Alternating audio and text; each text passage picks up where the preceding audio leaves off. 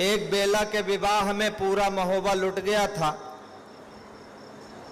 मणिका जी आपको प्रेम सिखा रही थी, हम बैठे बैठे घबरा रहे थे।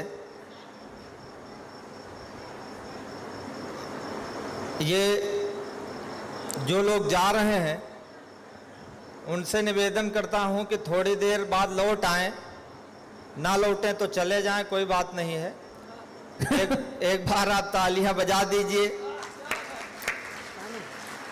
बहुत अच्छा आप सुन रहे हैं। हमारी छोटी बहन है मणिका, उसने आपको प्रेम में बहकाया, आप बहक भी गए, महोबा में रहते हुए बहक गए, ये आश्चर्य की बात है।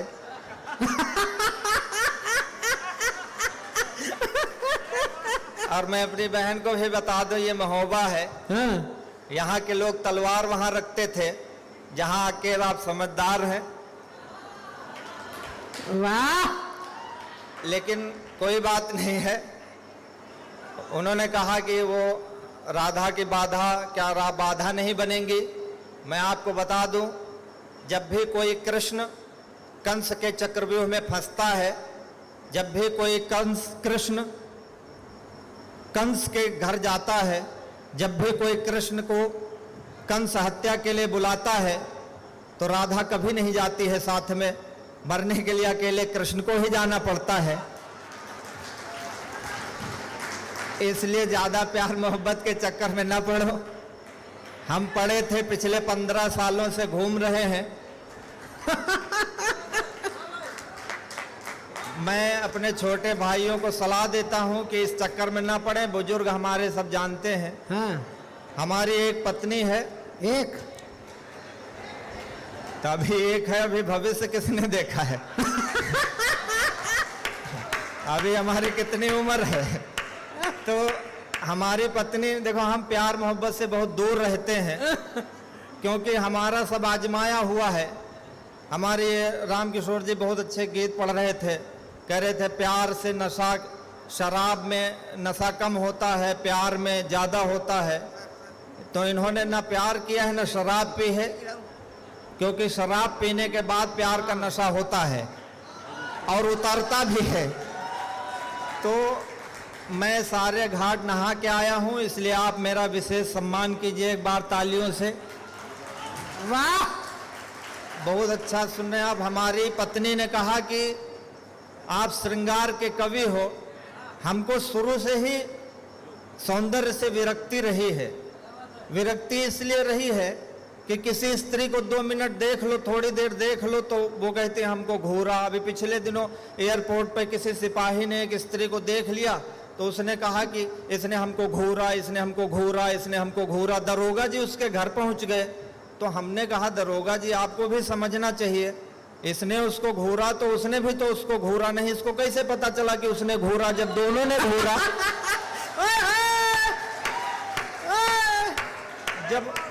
जब दोनों ने घूरा तो परेशानी काहे की है। लेकिन हम घूरे तो अपराधी हैं, और कोई महिला हमको घूरे तो सत्यनारायण की कथा है। समस्या यहाँ है। नहीं, बढ़िया गजेंद्र। हम देखो, हम बहुत वास्तविक बात कहते हैं, हम बहुत सच बोलते हैं। हमारी बात आपको बुरी लग जाए तो हमको बोल देना। हमारी पत्नी ने कहा कि हमारी सुंदरता में कुछ कहिए। तो पहले के जो जगनिक हमारे कवि थे वो देखते थे लइके ऐना नैना देखें अब बहू नहीं बना श्रृंगार। तो उनकी रानियां देखती थी, उनकी रानियां राजमहलों में रहती थी, दर्पण में वो देखते थे, पर्दे के पीछे रहती थी। तो कभी कल्पना करता था कि पर्दे के भीतर इतना सुंदर रूप होगा। हमारे जमाने में डैमेज जींस वाली नायिकाएं निकलती हैं। तो कवि जो देखेगा कवि वही लिखेगा। हमारी पत्नी ने कहा कि हमारी सुंदरता में कुछ कहिए, तो हमने लिखा। मणिका सुनना बेटा तो कि तुम हंसते हो हंसता है श्रृंगार तुम्हें कैसा, मतलब हर जगह यही कहती हो, तुमको लगता है हमारे लिए कह रहे हैं। चुनरी ध्वजा सी लहरा रही है अंबर में। महोबा की भाषा है, इसलिए आपका आशीर्वाद चाहूंगा। स्वागत। कि चुनरी ध्वजा सी लहरा रही है अंबर में, नयनों में तीर या कटार लेके आई हो। भौं है कमान या कमान पे चढ़ा है बाण, अधरों पे लोहित अंगार लेके आई हो। कामदेव, कामदेव को आप जानते होंगे, कामदेव जो है वो गंधर्वों के सेनापति हैं। सहज भाषा में समझना हो तो ये समझ लो कामदेव बाबा रामदेव के दुश्मन हैं।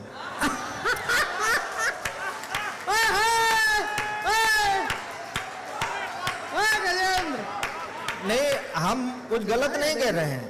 देखो हमारी बात को शशिकांत जी भी समझ रहे हैं, जबकि यादव हैं।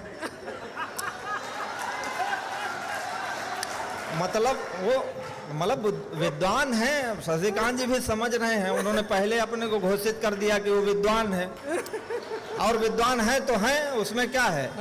शकल सूरत तो भगवान ने दी है, उस पर कोई क्या कर सकता है, लेकिन वो विद्वान है। चुनरी ध्वजासी, तो कामदेव जो है बाबा रामदेव के दुश्मन है। ये समझ लो कि कामदेव कहते हैं भोग करो, रामदेव कहते हैं योग करो, क्योंकि भोग वो खुद करेंगे बाद में। कि चुनरी ध्वजासी लहरा रही है अंबर में, नयनों में तीर या कटार लेके आई हो। भौं है कमान और कमान पे चढ़ा है बाण, आधारों पे लोहित अंगार लेके आई हो। कामदेव की उपासना का परिणाम हो कि रति हो कि कोई अवतार लेके आई हो। कामदेव की उपासना का परिणाम हो कि रति हो कि कोई अवतार लेके आई हो। मेरे दिल का अभेद्य दुर्ग जीतने का कोई शस्त्र हो कि पूरा शस्त्रागार लेके आई हो। मेरे दिल, आदरणीय रोहित जी बैठे हैं, वो उन्होंने आज हमें इतने प्यारे श्रोताओं से मिलाया। और मेरे सपनों की नगरी महोबा थी, क्योंकि मैं राजपूत हूं। बस ये मेरा दुर्भाग्य है कि मैं 18 साल के बाद भी जिंदा हूं। अब नहीं मरे तो क्या करें, नहीं मरे तो क्या करें। उसमें आलम लिखा है कि 12 बरस तक कुकुर जीवे और 16 तक जिए सियार, और बरस 18 छत्री जीवे आगे जीने को धिक्कार। तो हम आगे जी रहे हो, एक समझ लो हम धिक्करित हुए हैं, मतलब हम धिक्कार का जीवन जी रहे हैं। ये चढ़ गई माला आज।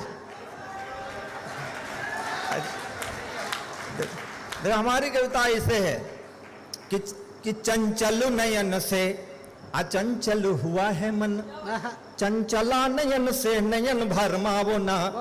शब्दों का केवल रख रखाव कविता है। मैं महोबा में, जहाँ एक इतना प्रसिद्ध महाकाव्य लिखा गया परमाल रासो जिसे पूरी दुनिया पढ़ती है, वहाँ मैं कविता सुनाने खड़ा हूँ। इसलिए मुझे आभास मुझे क्या सुनाना है कि चंचल नयन से अचंचल हुआ है मन, चंचला नयन से नयन भरमावो ना।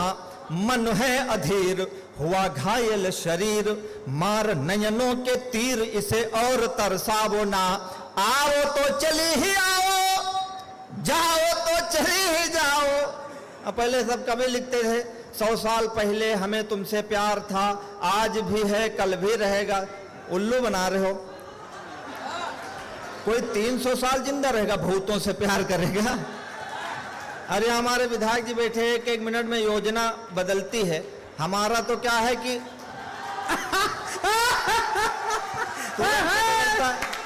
हमारा है कि राह छोड़ो मेरी या मिलो राह में, बाह में लो मुझे या रहो बाह में।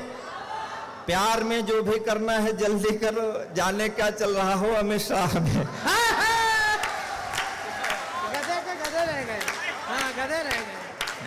अब प्यार में, प्यार का मामला यही है कि लक्ष्य पर हम सधे थे सधे रह गए, हाथ पहले बंधे थे बंधे रह गए। एक आई लहर तुम हुए मंत्री, हम गधे थे गधे के गधे रह गए। देखो प्यार प्यार प्यार प्यार और राजनीति का कभी भरोसा मत करो। प्यार और राजनीति का कोई भरोसा नहीं है नहीं, कोई भरोसा नहीं है। कि चंचल नयन से अचंचल हुआ है मन, चंचला नयन से नयन भरमावो ना। मन है अधीर हुआ घायल शरीर, मार नयनों के तीर इसे और तरसावो ना। आओ तो चली ही आओ, जाओ तो चली ही जाओ, जाकर न आओ या तो आकर के जाओ ना। और हाथ उठाना। आप सब बहुत अच्छा सुन रहे हैं, खाली कुर्सियां भी हमको भरी हुई दिखाई पड़ रही हैं आपकी तालियों से। आओ तो चली ही आओ, जाओ तो चली ही जाओ, जाकर नहाओ या तो आकर के जाओ ना। आग लेके आओ या तो पानी लेके आओ, आग पानी दोनों लेके आग पानी में लगाओ ना। आग ले। देखो सर, ये सौंदर्य का एमएलसी साहब, इस बात का गर्व है कि हम किसी को चाहे तो अपनी तरफ घसीट सकते हैं, आकर्षित कर सकते हैं। हाँ। अक्सर एक ये बीमारी भी है, स्त्रियों को विशेष तौर पर है कि वो किसी को भी अपनी तरफ आकर्षित कर सकती हैं। तो हम पुरुषों को भी इस बात का गर्व होना चाहिए कि तुम्हारे पास अगर सुंदरता है तो हमारे पास भी दो आंखें हैं।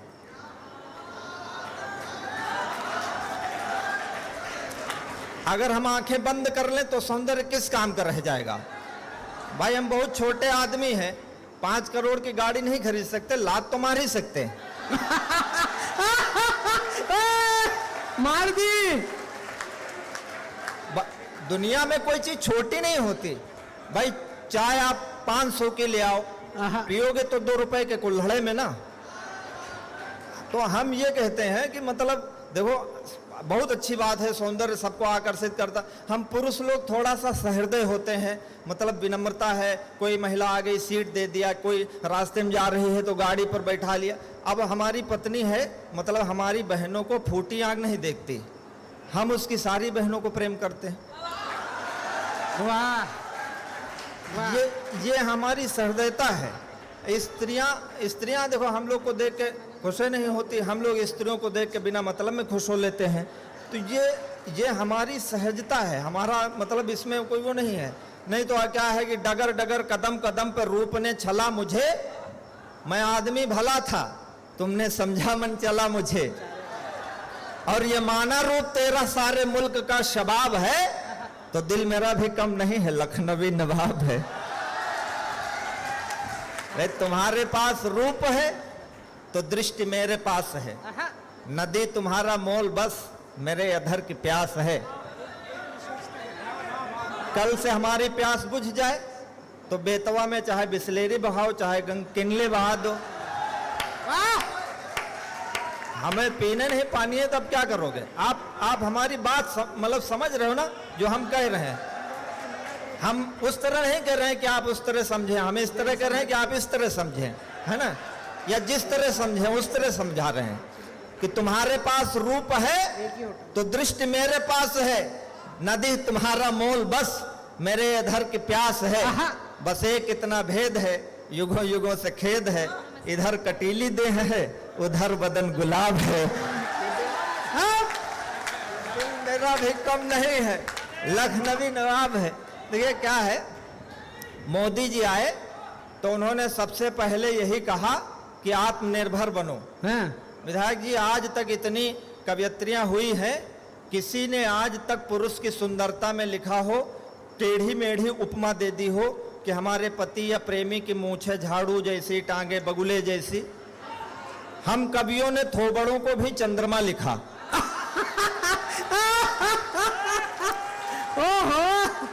और ऐसे ऐसे पर लिखा कि चंद्रमा खुद शर्मा जाए किस पे लिखा। फिर मोदी जी आए, बोले बेटा आत्मनिर्भर बनो। हमको समझ में आ गया क्या करना। भाई खूबसूरत तो हम भी हैं, हमको भी सब देखती है, लेकिन हम खूबसूरत हैं, हम घमंड नहीं करते हैं। जो ईश्वर ने दिया है हम उस पर क्या घमंड करें। तो हमारे गांव में सच में शशिकांत भैया, हमारे गांव में एक रामलाल हैं, तो उनके घर में एक दिन डाकू घुस गए, तो उनकी पत्नी का गला पकड़ लिया, कहा तुमको मार डालेंगे, क्या नाम है तुम्हारा। तो कहा उसने कि हमारा नाम शकुंतला देवी है। तो कहा अरे राम राम, शकुंतला तो मेरी माँ का नाम है, तुझे नहीं मारूंगा पर इस बूढ़े को नहीं छोड़ूंगा। बूढ़े बता तेरा क्या नाम है। तो बूढ़े ने कहा हमारा नाम तो वैसे रामलाल है, लेकिन गांव वाले प्यार से हमको शकुंतला देवी कहते हैं। तो कोई कहीं से भी सीख सकता है। मोदी जी ने कहा आत्मनिर्भर बनो, तो हमको समझ में आ गया कि हमको क्या करना है। अपनी पे आ गए तो आंख ना मिला सकोगी, आज वरिष्ठ नागरिक, आंख जो मिलेगी तो मिलाई नहीं जाएगी, पुतरी फिरेगी नहीं, पलक गिरेगी नहीं, गिर जो गई कहीं उठाई नहीं जाएगी। वाह आंख से मिली जो आंख, आहा। आंख आंख ना रहेगी, नहीं। आंख फिर आंख से हटाई नहीं जाएगी। और आंखों आंखों होगी बात, बात ना रहेगी बात, बात ऐसी होगी कि बताई नहीं जाएगी।